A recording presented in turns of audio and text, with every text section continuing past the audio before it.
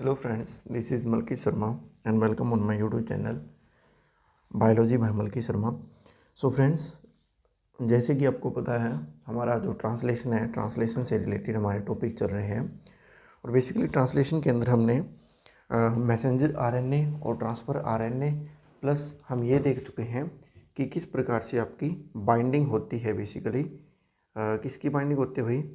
आपकी amino acids की आपके टीआरएनए के साथ जो एंजाइम है उसके साथ किस प्रकार से बाइंडिंग होती है, वो सारी चीज़ें हम देख चुके हैं।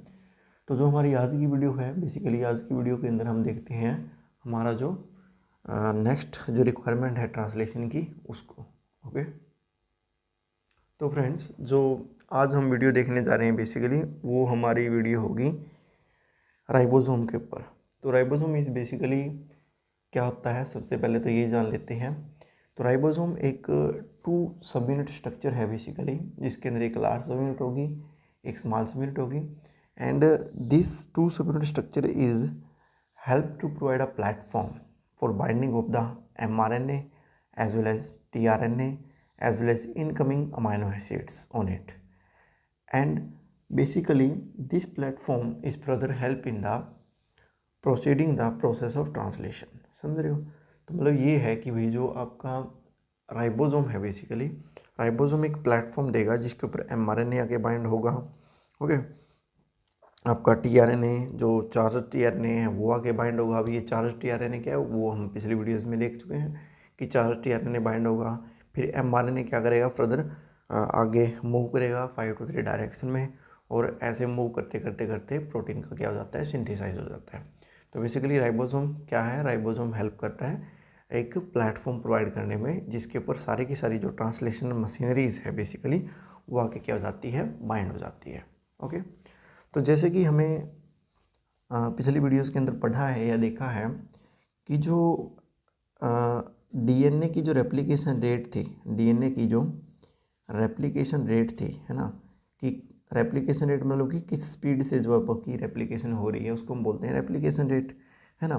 तो उसके अंदर हमने देखा था भाई कि 200 से लेके 1000 न्यूक्लियोटाइड आपके ऐड हो रहे थे, 200 से लेके 1000 न्यूक्लियोटाइड ऐड हो रहे थे पर सेकंड के अंदर। समझ रहे हो? तो 200 से लेके 1000 न्यूक्लियोटाइड ऐड हो रहे थे डीएनए रेप्लिकेशंस के अंदर। लेकिन अगर हम बात करें ट्रांसलेशन की, बेसिकली जो ट्रांसलेशन की जो रेट है, ट्रांसलेशन की जो आपकी रेट होगी, बेसिकली जो ट्रांसलेशन की जो रेट होगी वो प्रोकैरियोट और यूकैरियोट में अलग अलग होती है ना। तो सबसे पहले अगर हम प्रोकैरियोट के अंदर देखें, प्रोकैरियोट के अंदर बेसिकली रेप्लिकेशन के कंपैरिजन में जो रेट होगी वो मतलब कम होगी बेसिकली, है ना। कितनी होगी वो? प्रोकैरियोट में बेसिकली 2 से लेके 20 अमाइनो एसिड 20 अमाइनो एसिड ही ऐड होंगे पर सेकंड के अंदर। समझ रहे हो कि प्रोकैरियोट में मात्र आपके 2 से लेके 20 अमाइनो एसिड ही ऐड होती हैं पर सेकंड के अंदर। और अब हमें पता है भाई कि एक अमाइनो एसिड में कितने न्यूक्लियोटाइड होते हैं, है ना, कितने होते हैं न्यूक्लियोटाइड?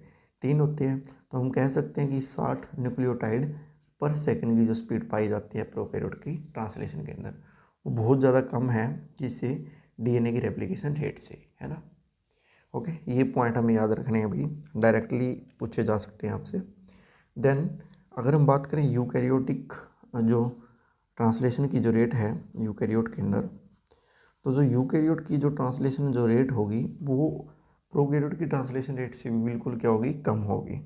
वो मात्र आपकी 2 से लेके 4 अमाइनो एसिड्स पर सेकंड आपके ऐड होंगे, है ना, जो राइबोसोमल आपकी सब यूनिट है उसके ऊपर। ओके, तो बेसिकली ये जो 2-3 पॉइंट्स हैं ये डायरेक्टली आपसे पूछे जा सकते हैं कि डीएनए रेप्लिकेशन की रेट क्या होगी, प्रोकैरियोट की ट्रांसलेशन की और यूकैरियोट के ट्रांसलेशन की रेट क्या होगी। ओके, तो we should be remember that point.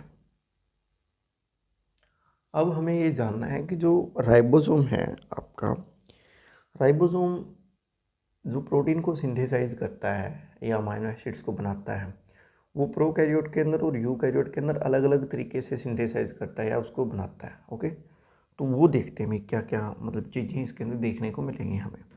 तो 2 चीज़ें या 2 सेल्स लेते हैं हम। एक तो हमारी है, मान लीजिए प्रोकैरियोटिक सेल, प्रोकैरियोटिक सेल, और एक साइड में ले लीजिए आप यूकैरियोटिक सेल।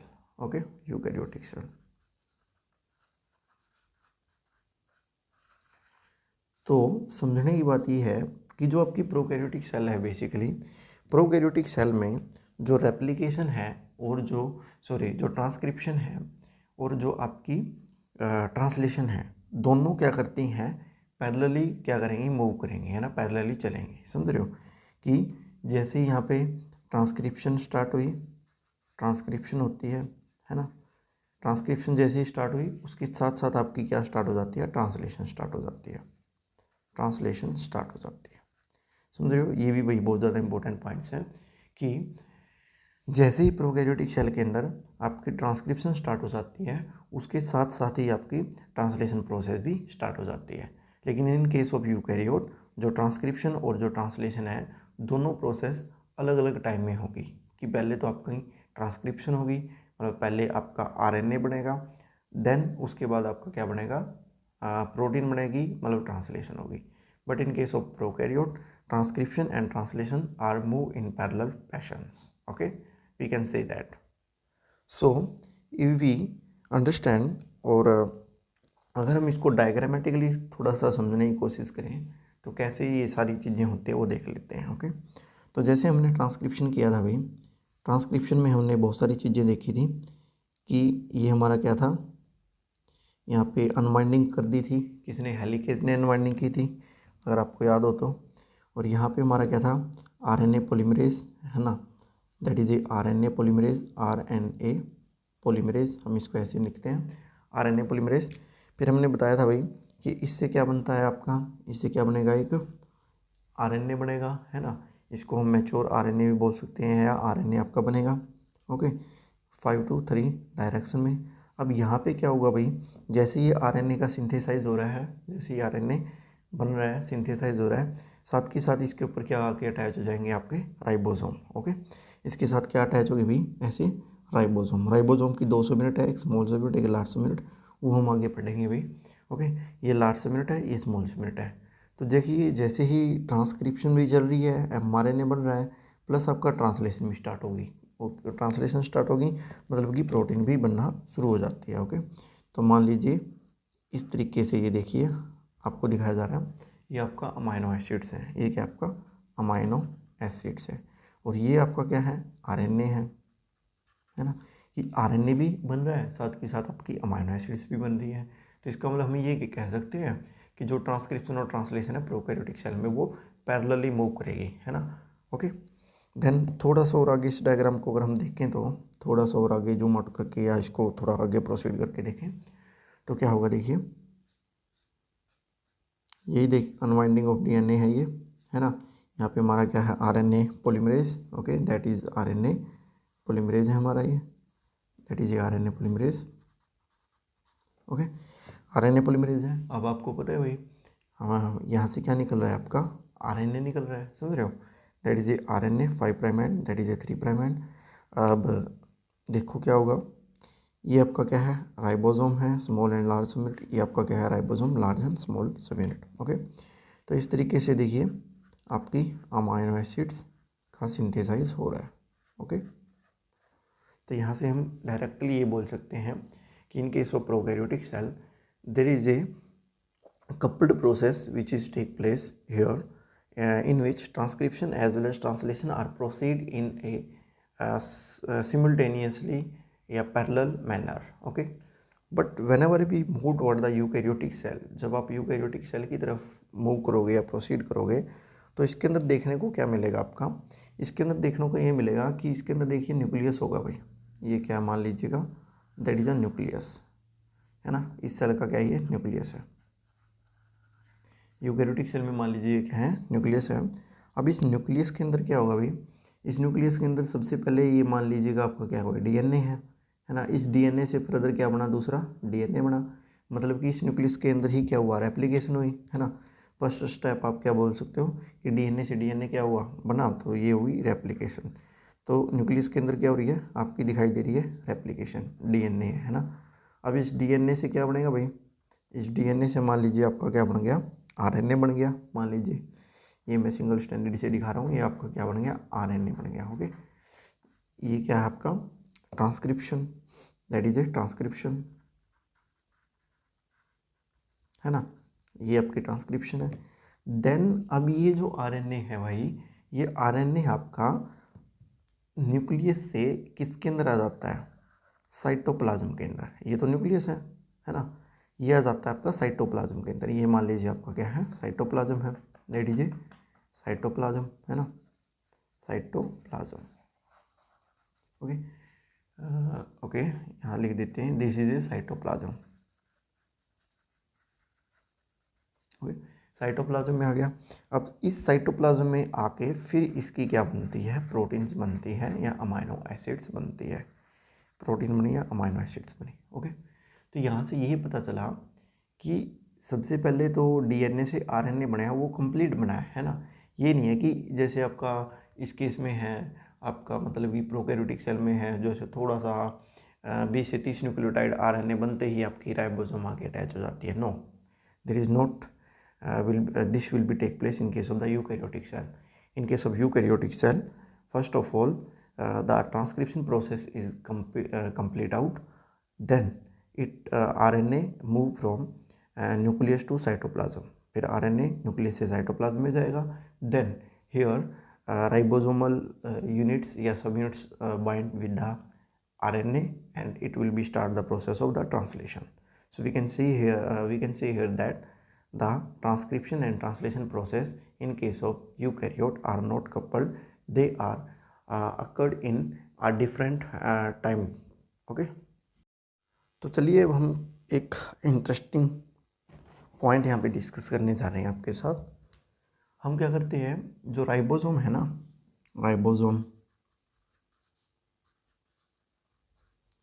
राइबोसोम की हिस्ट्री के बारे में देखते हैं थोड़ा सा,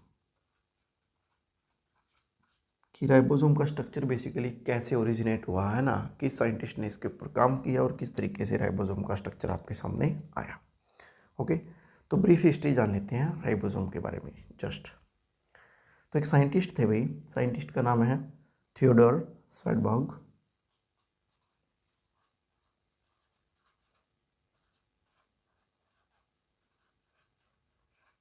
समझ रहे हो, एक साइंटिस्ट थे भाई थियोडोर स्वाडबर्ग। इन्होंने बेसिकली जो स्ट्रक्चर है राइबोसोम का, राइबोसोम के स्ट्रक्चर को हमारे सामने लेके आए या प्रोवाइड किया। ओके, तो इन्होंने क्या किया, तो जो राइबोसोम इन्होंने क्या किया भाई, जो राइबोसोम है, राइबोसोम, ठीक है, राइबोसोम का जो स्ट्रक्चर है बेसिकली उस स्ट्रक्चर्स को क्या किया इन्होंने, इन्वेंट किया, है ना, उस स्ट्रक्चर को इन्होंने क्या किया, इन्वेंट किया। ओके, तो सबसे पहले भाई क्या किया हुआ इन्होंने, है ना, वो देख लेते हैं। सबसे पहले भी इन्होंने क्या किया, एक माइक्रो ऑर्गेनिज्म लिया होगा, है ना, माइक्रो ऑर्गेनिज्म लिया होगा। उस माइक्रो ऑर्गेनिज्म को इन्होंने किस में लिया होगा, टेस्ट ट्यूब में लिया होगा भाई, है ना। मान लीजिए माइक्रो ऑर्गेनिज्म है, इस माइक्रो ऑर्गेनिज्म को इन्होंने क्या किया, टेस्ट ट्यूब में ले लिया। ओके, टेस्ट ट्यूब में लेने के बाद, समझ रहे हो, टेस्ट ट्यूब में लेने के बाद इसके अंदर डीएनएस डाले होंगे, है ना, आरएनएस डाले होंगे, ताकि इनका डीएनए भी अलग हो जाए, आरएनए अलग हो जाए, है ना, इसके अंदर क्या बच जाए, आपका प्रोटीन बच जाए। बहुत सारे एक्सपेरिमेंट किए हुए इन्होंने। फिर बाद में बहुत सारे एक्सपेरिमेंट करके थियोडोर स्वाडबर्ग ने कंक्लूजन क्या निकाला। ओके, तो बहुत सारे एक्सपेरिमेंट करके इन्होंने क्या किया, इस टेस्ट ट्यूब के अंदर मात्र आपके राइबोसोम कलेक्ट कर लिए, समझ रहे हो। तो अब ये जो इसके अंदर प्रेजेंट है वो क्या है, आपके राइबोसोम। ये सारे क्या है, राइबोसोम। ये सॉल्यूशन उन्होंने बहुत सारे एक्सपेरिमेंट प्रोसीड करके राइबोसोम का जो सॉल्यूशन है या राइबोसोम, इन्होंने इस माइक्रो ऑर्गेनिज्म से राइबोसोम को निकाल लिया। बहुत सारे एक्सपेरिमेंट किए होंगे, अलग अलग दिमाग लगाया हुआ, है ना, ये सारी चीज़ें। उसके बाद जो इन्होंने क्या किया, नेक्स्ट जो स्टेप इन्होंने क्या किया, इस राइबोसोम जो इस आपकी टेस्ट ट्यूब के अंदर राइबोसोम है या अपेंडोफ के अंदर जो राइबोसोम है बेसिकली, इसको इन्होंने क्या किया, अल्ट्रा सेंट्रीफ्यूज किया। क्या किया, अल्ट्रा सेंट्रीफ्यूज। अब जैसे नाम से ही पता चला भाई, सेंट्रीफ्यूज का मतलब क्या होता है, उनकी सेडिमेंटेशन वेलोसिटी के आधार पर, है ना, जो पार्टिकल्स हैं। देखो सेंट्रीफ्यूज में क्या हुआ, बहुत ज़्यादा आरपीएम, रेट पर मिनट की स्पीड से, बहुत ज़्यादा स्पीड से ये जो सेंट्रीफ्यूज है वो घूमेगा, मूव करेगा। जैसे ही वो घूमेगा या मूव करेगा तो क्या होगा भाई, according to the sedimentation velocity. Sedimentation velocity का मतलब ये होता है कि किस स्पीड से जो मॉलिक्यूल है वो नीचे बैठ रहा है, that is a sedimentation velocity. तो सेडिमेंटेशन वेलोसिटी के बेस के ऊपर क्या होगा, जो आपका मॉलिक्यूल्स हैं वो मॉलिक्यूल्स क्या हो जाएंगे, आपके अलग अलग हो जाएंगे। बेसिकली ये बात आई है ना, कि जो मॉलिक्यूल्स हैं सेडिमेंटेशन वेलोसिटी के आधार पे वो क्या हो जाते हैं, अलग अलग हो जाएंगे। ओके, और जितना बड़ा साइज होगा मॉलिक्यूल्स का, उसकी उतनी ही ज़्यादा सेडिमेंटेशन वेलोसिटी होगी, और जितनी ज़्यादा सेडिमेंटेशन वेलोसिटी होगी उतने ही ज़्यादा वो क्या होंगे, नीचे जाके जो बेस है, जो हमारे टेस्ट ट्यूब का बेस है या फेंडो का बेस है, उसके नीचे जाके क्या हो जाएंगे, बैठ जाएंगे। ओके, तो इन्होंने जब इसका क्या किया, अल्ट्रा सेंट्रीफ्यूगेशन किया, तो यहाँ से कुछ कंक्लूजन यहाँ से निकल के आया भाई। तो इन्होंने कुछ कंक्लूजन निकाला भाई। क्या कंक्लूजन निकाला, इन्होंने देखा कि जो बेस है ना, बेस के ऊपर जो मटेरियल है वो प्रेजेंट, एक कुछ बेस के ऊपर मटेरियल प्रेजेंट था, कुछ मिड में था, उसके बीच में था टेस्ट ट्यूब के, और कुछ क्या था, सबसे ऊपर था। ओके, कुछ क्या था, सबसे ऊपर था। आफ्टर सेंट्रीफ्यूगेशन की बात है ये। तो जब उन्होंने यहाँ से कंक्लूजन निकाला कि जो नीचे वाला है, ओके, नीचे वाला तो इन्होंने बताया ये हो सकता है आपका 70S, ओके, बीच वाला हो सकता है आपका 50S, और सबसे ऊपर वाला हो सकता है आपका 30S। S stand for Svedberg unit, समझ रहे हो। तो जब इन्होंने इस राइबोसोम को सेंट्रीफ्यूज किया तो उन्होंने देखा कि सबसे नीचे जो जाके बैठ जाता है, समझ रहे हो, सबसे नीचे जाके जो बैठ जाता है उसका जो बेसिकली सेडिमेंटेशन वेलोसिटी है वो ज़्यादा होगी, और वो उसका साइज़ भी क्या हुआ, ज़्यादा हुआ, क्योंकि साइज़ के आधार पे वो नीचे बैठे हैं। तो यहाँ से इन्होंने कंक्लूजन क्या निकाला, इस टेस्ट ट्यूब से इन्होंने क्या कंक्लूजन निकाला वो देख लेते हैं।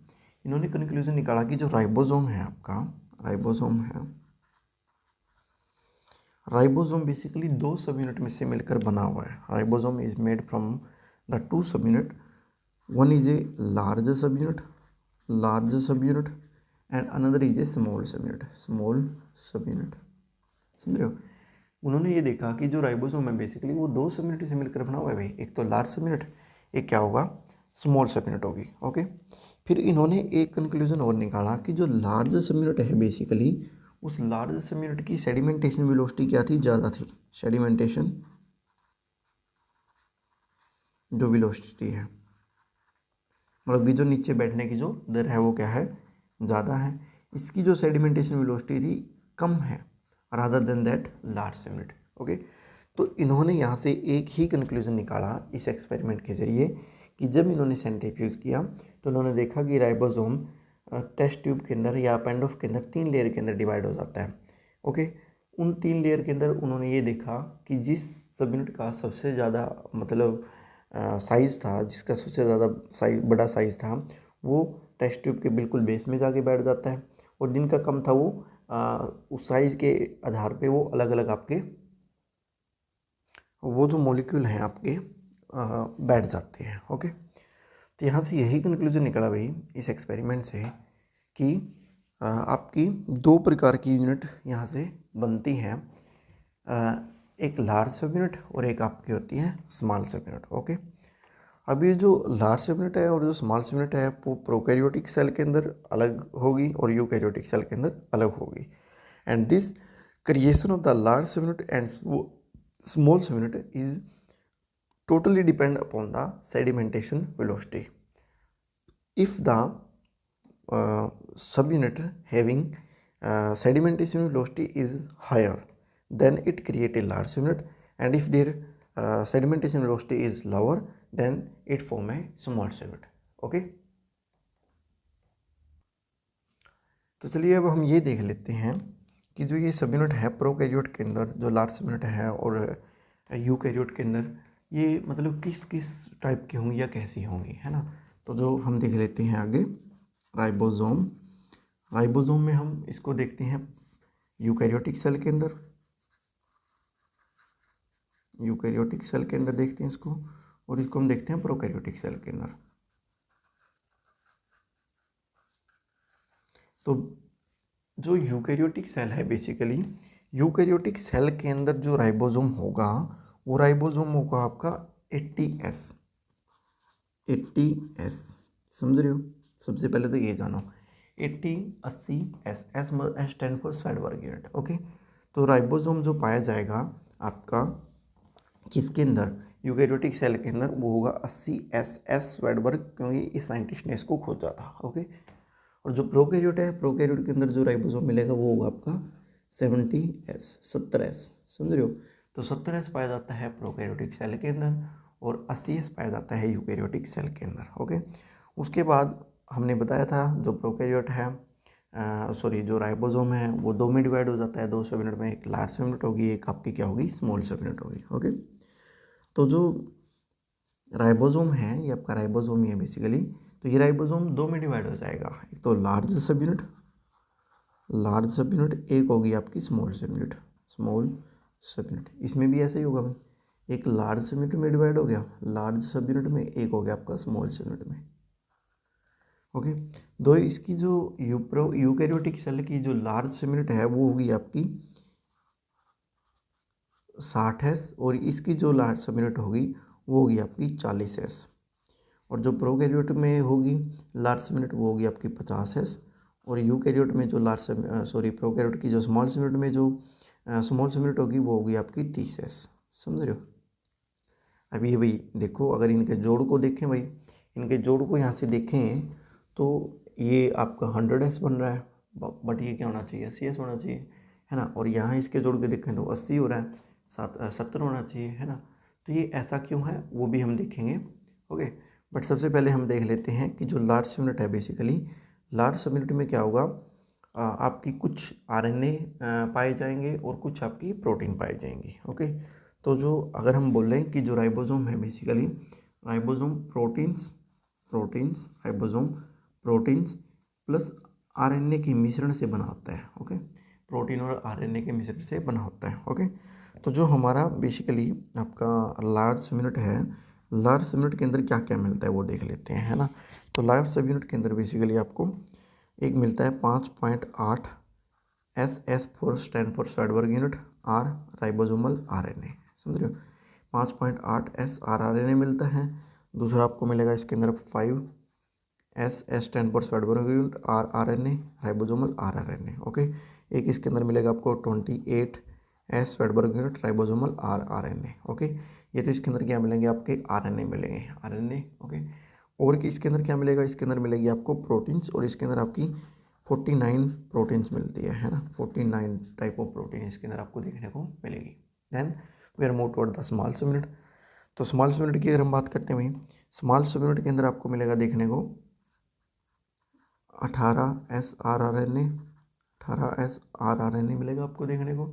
ओके, और इसके अंदर आपको 33 प्रोटीन्स मिलेगी, इसके अंदर 33 प्रोटीन्स, अलग अलग टाइप की 33 प्रोटीन्स को देखने के अंदर मिलेगी। ये था हमारा यूकैरियोट का। अगर हम बात करें प्रोकैरियोट की, तो प्रोकैरियोट के अंदर की जो लार्ज यूनिट है, इसके अंदर जो RNA आपको मिलेंगे 5S rRNA मिलता है, Svedberg unit, S stand for 23S rRNA। Okay, और इसके अंदर क्या मिलेगा आपको 34 आपकी प्रोटीन्स मिलेगी, समझ रहे हो। अगर हम इसकी बात करें स्मॉल यूनिट की, स्मॉल यूनिट के अंदर 60S rRNA। ओके, और आपका 21 प्रोटीन इसके अंदर देखने को मिलती है। और आपको पता है भाई, अगर हम बात करें प्रोकैरियोट के अंदर, प्रोकैरियोट के अंदर जो राइबोसोमल बाइंडिंग साइट है, RBS राइबोसोमल बाइंडिंग साइट, जो ये जो कॉम्प्लीमेंट्री, जो राइबोसोमल बाइंडिंग साइट होती है ना, ये कॉम्प्लीमेंट्री होती है किसकी, 16S rRNA की, है ना। तो सबसे पहले स्मॉल यूनिट आके बाइंड होगी किसके ऊपर, RBS के ऊपर, RBS के ऊपर बाइंड होगी, फिर आपकी सारी प्रोसेस स्टार्ट होगी, समझ रहे हो। तो ये जो पूरा कंप्लीट हमने देखा है कि जो राइबोसोम है अलग अलग प्रकार के मिलते हैं, 80S मिलता है, 70S मिलता है। 80S प्रोकैरियोट में, 70S आपका 80S यूकैरियोट में, और 70S आपका प्रोकैरियोट्स में। Okay, that one. देन अब क्वेश्चन अराइज ये होता है कि जो आपका यहाँ से जो देखो ये जोड़ है 80S 60 और जो 40 है वो आपका बना रहा है 100S, और जो 50 है और जो 30 है वो आपका बना रहा है 80S, है ना। तो यहाँ से ये आपका मतलब क्वेश्चन उठता है कि इनके जोड़ से जो है वो तो ज़्यादा बन रहा है आपका। तो ये जो यूनिट है आपकी 80s ना होगी 100s होनी चाहिए, है ना। तो इसका मतलब क्या हुआ, इसका मतलब ये हुआ कि इसके अंदर कुछ ना कुछ गड़बड़ है ना। तो जो हमारे थियोडोर हैं, जो हमारे थियोडोर साइंटिस्ट हैं स्वेडबर्ग, उन्होंने ये बोला कि जो सेडिमेंटेशन वेलोसिटी है या स्वेडबर्ग यूनिट है ना, दिस स्वेडबर्ग यूनिट या जो आपकी सेडिमेंटेशन वेलोसिटी है वो आपकी डिपेंड नहीं करती इनके एग्जैक्ट मास के ऊपर, इनके एग्जैक्ट मास के ऊपर डिपेंड नहीं करती, but it depend upon their shape and size, उनके शेप और साइज के आधार पे, समझ रहे हो। कि जो ये जैसे ये लार्ज सब यूनिट है ना, ये लार्ज सब यूनिट इसका साइज जब ज़्यादा बड़ा होगा, है ना, इसलिए इसको 60s बोल दिया गया। स्मॉल सब यूनिट का साइज़ क्या हुआ, छोटा हुआ, समझ रहे हो, इसलिए इसको क्या बोल दिया, 40s बोल दिया। बट इनके जो एग्जैक्ट मास है, एग्जैक्ट मास के ऊपर स्वेडबर्ग यूनिट आपकी डिपेंड नहीं करती, it depend upon their shape and size. Okay, so हम यहाँ से ये लिख सकते हैं नोट करके एक पॉइंट को, कि जो आपकी स्वेडबर्ग यूनिट है जिसको हम एस से डिनोट करेंगे, स्वेडबर्ग यूनिट, या फिर आपकी सेडिमेंटेशन वेलोसिटी